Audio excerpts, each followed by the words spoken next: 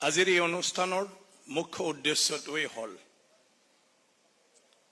বিধানসভাৰ বিধায়িনী যেটো প্ৰক্ৰিয়া হেতু কেনেকুৱা হয় এটা বিধানসভাৰ ভূমিকা কি পাৰ্লিয়ামেন্ট বা বিধানসভা একেই পাৰ্লিয়ামেন্ট বুলি ক'লে কেন্দ্ৰীয় ৰাষ্ট্ৰৰ কথা থাকে আৰু বিধানসভা বুলি আমাৰ ৰাজ্যৰ কথা থাকে কিন্তু প্ৰক্ৰিয়াবিলাক একে গতিকে বিধানসভাৰ প্ৰক্ৰিয়া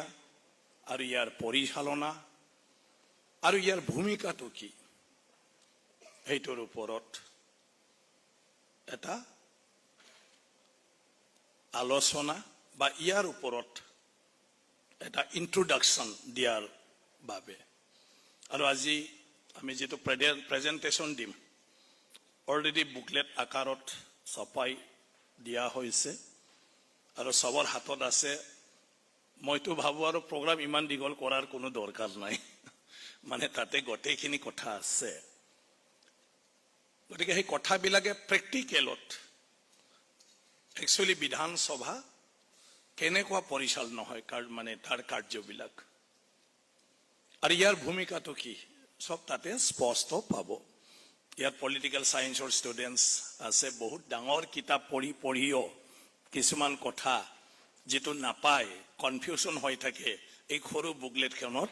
পাই যাব আৰু বুজি পাব আৰু আপোনালোকৰ এক্সামত লিখাৰ সময়তো নিশ্চয়টো সহায় কৰিব আমি চেষ্টা কৰিছো যে ভৱিষ্যত প্ৰজন্মক বা আমাৰ যুৱ চামক কেনেকৈ আমি দেশখন পৰিচালনা কৰাৰ ক্ষেত্ৰত আমি যুৱ অৱস্থাতে কেনেকুৱা ধৰণৰ এই বিষয়ে বিভিন্ন জ্ঞানটো অৰ্হতা কৰিব পাৰো যাতে ভৱিষ্যতত এই দেশৰ দায়িত্ব যেতিয়া পাব কাৰণ আপোনালোকৰ তৰবৰ পৰাই এমএলএ হ'ব লাগিব মিনিষ্টাৰ হ'ব লাগিব চিফ মিনিষ্টাৰ হ'ব লাগিব অকল ইটোই নহয় আমাক ভাল ইকনমিক্স লাগে টকা পইচা বাজেট ভালদৰে কৰিব জানা মানুহ নহলে অকল ৰাজনীতিকৰ এক্সপাৰ্ট ইলেকশন জিকিবলৈ এক্সপাৰ্ট সৰকাৰ আনিবলৈ এক্সপাৰ্ট হলে নহব টকা পইচাৰ ক্ষেত্ৰতো ভাল জ্ঞান থকা অৰ্থনৈতিক ভাবে বিশেষজ্ঞ তেনেকুৱা ব্যক্তি আমাৰ দেশখনত লাগিব অকল পলিটিচিয়ান নহয় পলিটিচিয়ানৰ মাজত তেনেকুৱা ব্যক্তিকো আমাক দৰকাৰ শিক্ষাৰ কথা আমি সদায় আলোচনা কৰি থাকো গতিকে ভাল শিক্ষাৰ ক্ষেত্ৰত যিজনে নিজৰ অভিজ্ঞতাৰ জৰিয়তে নতুন পদ্ধতিৰে আমি উপযুক্তভাৱে বাস্তৱিক ৰূপত শিক্ষা ব্যৱস্থাটো কেনেকৈ কৰিব পাৰো তেনেকুৱা ব্যক্তিও আমাক লাগিব হয় চৰকাৰত হি মন্ত্ৰী হওক নহলে মন্ত্ৰীৰ এডভাইজাৰ হৈ ফালে বিষয়া হৈ ফালেও যাতে হেতু সহায় কৰিব পাৰে যেনেকৈ আমাৰ ভাইস চেঞ্চেলৰ ডাঙৰীয়া adviser to the education minister আছিল আজি আমাৰ মাজত আছে যদিও এমএলএ নহয় যদিও মন্ত্ৰী নহয় শিক্ষাৰ ক্ষেত্ৰত তেখেতে অসম চৰকাৰক বহুখিনি তেখেতৰ যেটো থট আছে যে আমি কেনেকুৱা ব্যৱস্থা ললে শিক্ষা ক্ষেত্ৰখন ভাল কৰিব পাৰো এইখিনি তেখেতে থাকি ফালে সাজেশন দিব পাৰিছে তো তেনেকুৱা সব ক্ষেত্ৰতে আমাক এক্সপাৰ্ট মানুহ লাগিব অকল পঢ়ি ফালে চাকৰি কৰাৰ ভাবি থাকিলে নহব মই সদায় লগ পালে কৈয়ে থাকো যে আমাৰ মাজত এনেকুৱা হ'ব লাগে ছাত্ৰ ছাত্ৰী যে মই ৰাজনীতি কৰিম মই বিধায়ক হম মই যদি মন্ত্ৰী হওঁ মই অমুক বিভাগটো লৈ ফালে এই বিভাগত মই এনেকুৱা ধৰণৰ পৰিৱৰ্তন আনিম এইটো ছাত্ৰ জীৱনতে হ'ব লাগে এই চৰকাৰখনত যদি মই সুযোগ পাওঁ কেতিয়াবা মই আমাৰ ৰাজ্যখনত যেটো আজি হেইবোৰ বস্তুৰ নাটনি আছে এইটো মই নাইকিয়া কৰি দিম এনেকুৱা ধৰণৰ ভাব ছাত্ৰ জীৱনতে আমাৰ উদয় হ'ব লাগে আৰু যেটো উদ্দেশ্য লৈ আমি ভৱিষ্যতত ৰাজনীতিত সোমাই পৰি ফালে দেশখন আমি গঢ়িব পাৰো বয়োজ্যেষ্ঠ মানুহবিলাকৰ মাজত চৰ্চা হৈ থাকে টিভিত টক শ্ব হৈ থাকে বুঢ়া মানুহৰ কিন্তু বুঢ়া মানুহৰনো দিন আৰু কিমান চৰ্চা যুৱ সমাজৰ মাজত হ'ব লাগে বৰ্তমানটো চাইফালে আমাৰ দিনটোত বেয়া কি কি দেখিছে এই বেয়া আমাৰ দিনত যাহাতে নহয় আমাৰ দিনত যাহাতে তাতকৈ ভাল কৰিব পাৰো সেইটো আমাৰ যুৱক যুৱতীসকলে ইউথ বিলাকে এতিয়াৰ পৰাই ভাবিব লাগিব আৰু ইটোৰ ওপৰত চৰ্চা চলিব লাগিব আমাৰ দেশ গণতান্ত্ৰিক দেশ আৰু গণতান্ত্ৰিক দেশৰ কথাটো আমি সবে জানো ইয়াত ৰাইজে ৰজা আৰু ৰাইজে ৰজাৰ কাৰণে ৰাইজৰ ওপৰত নিৰ্ভৰ হয় দেশ এখন ভাল হোৱা বেয়া হোৱা কাৰণ নিৰ্বাচনৰ জৰিয়তে প্ৰত্যেকজন নাগৰিকে তেওঁৰ অধিকাৰ আছে নিজৰ পছন্দৰ মানুহক ভোট দি পালে তাক প্ৰতিনিধি হিচাপে এমএলএ বা এমপি কৰি পঠোৱা বা পঞ্চায়ততো এতিয়া পঞ্চায়ত নিৰ্বাচন হ'ব পঞ্চায়তৰ সদস্য তেওঁলোকে যায় পঞ্চায়ত সভাপতি হ'ব তেওঁলোকে গাঁও এলেকাত কি ধৰণৰ আঁচনি ল'ব তেওঁলোকে ডিসাইড কৰিব কিন্তু হম বুলি কোনেও হ'ব নোৱাৰে আমাৰ দেশত ৰাইজেহে কৰিব সেইকাৰণে ৰাইজৰ এটা সবৰে জ্ঞান থাকিব লাগিব গণতন্ত্ৰৰ এই দেশখনৰ পৰিচালনাৰ ব্যৱস্থাটো কি আৰু ইয়াৰ নীতিবিলাক কি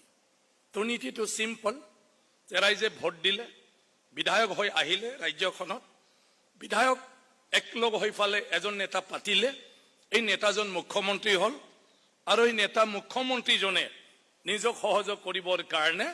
কেইজনমানক মন্ত্ৰী দিলে বিধায়কৰ পৰা আৰু হিটোই হল মন্ত্ৰী সভা আৰু এই মন্ত্ৰী সভাৰে মাত্ৰ অধিকাৰ আছে দেশখনৰ কি আইন প্ৰণয়ন কৰিব দেশখনৰ মানে কি ধৰণৰ পলিসি ডিসিশন ল'ব কেনেকুৱা পৰিকল্পনা ল'ব পৰিকল্পনাৰ আধাৰত কি কি আঁচনি ল'ব যেটো এই ৰাজ্যখনক আগুৱাই লৈ যাব পাৰে অকল তেওঁলোকৰহে আছে অধিকাৰ বাকিখিনি যিমানে নকক এটো কোনো কামত নাহে গতিকে হিটোই হল সৰকাৰ কিন্তু এই সৰকাৰে যিভাৱে হিটো কৰাৰ কৰ্তৃত্ব তেওঁলোকক দিয়া নাই এই সৰকাৰে তেওঁলোকে ভবা কথাবিলাক তেওঁলোকে লোৱা সিদ্ধান্তবিলাক বিধানসভালৈ আনিব লাগিব আইন হলে বিল হিচাপে আনিব লাগিব টকা পইচা খৰচাৰ কাৰণেও তেওঁলোকে মানে বাজেট হিচাপে ফাইনেন্স বিল আনিব লাগিব কিবা এটা পৰিকল্পনাৰ আধাৰত কিবা এটা যদি তেওঁলোকে নিয়ম কৰিব খুজিছে হেতু বিধানসভালৈ আনিব লাগিব আৰু সেই বিধানসভাত ৰাইজে ভোট দি পঠোৱা ৰাইজৰ প্ৰতিনিধিবিলাকৰ মত ল'ব লাগিব যে এই ক্ষেত্ৰত তেওঁলোকৰ চিন্তাটো কি তেওঁলোকে সমৰ্থন কৰে না নকৰে তেওঁলোকৰ কিবা আৰু সাজেশন আছে নেকি বা কোনবা বেয়াটো তেওঁলোকে দেখুৱাই দিয়ে নেকি এই গটেবৰ বিধানসভাত চৰ্চা হোৱাৰ পিছত এই বিধানসভাত এপ্ৰুভেলটো পাব লাগিব মানে পাস হ'ব লাগিব বিধানসভাত এপ্ৰুভেল বা পাস হোৱাৰ পিছতহে চৰকাৰে এই ডিসিশন এই আইন লৈ ফালে বিভাগীয়ভাৱে এটো কাৰ্যকৰী কৰিব গতিকে এই কাৰণে ৰাইজে যদি ভাল ভাবে অংশগ্ৰহণ কৰিব পাৰে দেশত আৰু সদায় যদি সজাগ হয় তেতিয়া হলে আমাৰ দেশখনত ভাল সৰকাৰ এটা দেশৰ কাৰণে বা ৰাজ্যৰ কাৰণে ভাল কাম কৰি সবৰে ভাল কৰিব পাৰে আৰু এই সৰকাৰখনে বিধানসভাত যিখিনি প্ৰতিশ্ৰুতি দি পালে যিবোৰ সিদ্ধান্ত অনুমোদন লৈ পালে গৈছে হেতু সঠিকভাৱে হৈছে না হোৱা নাই বিধানসভাৰ বিধায়কসকলে বিধানসভাৰ কমিটিৰ জৰিয়তে এইবিলাক ভালদৰে মনিটৰ কৰিব সুপাৰভাইজ কৰিব ইয়াৰ ওপৰত চৰকাৰক ৰিকমেণ্ডেশ্যন দিব কবা যদি বেয়া হৈছে যে হেতু যি ধৰণে চৰকাৰে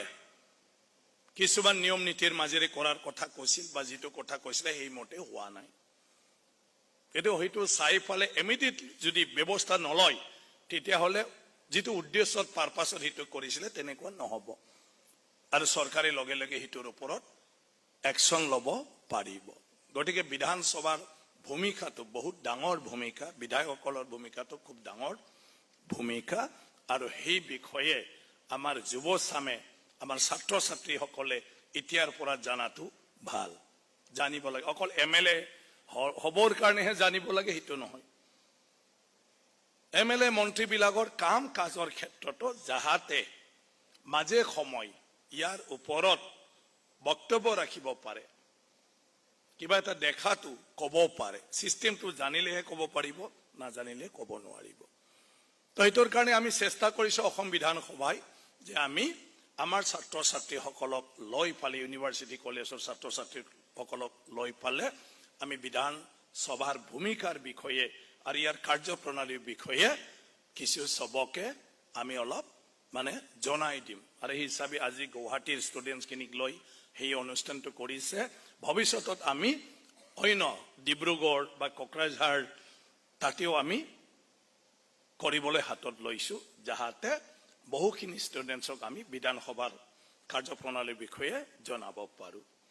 গতিকে এইখিনি কথা অলপ পিছত প্ৰেজেণ্টেশ্যন যিটো আপোনালোকক চাৰ্কুলেট কৰিছে সেইটো অলপ বুজাই দিয়া হ'ব, আৰু কিবা যদি কুৱেশ্যন আছে আপোনালোকে ক্লিয়াৰ হৈ ল'বও পাৰিব, আমাৰ বিষয়াসকলে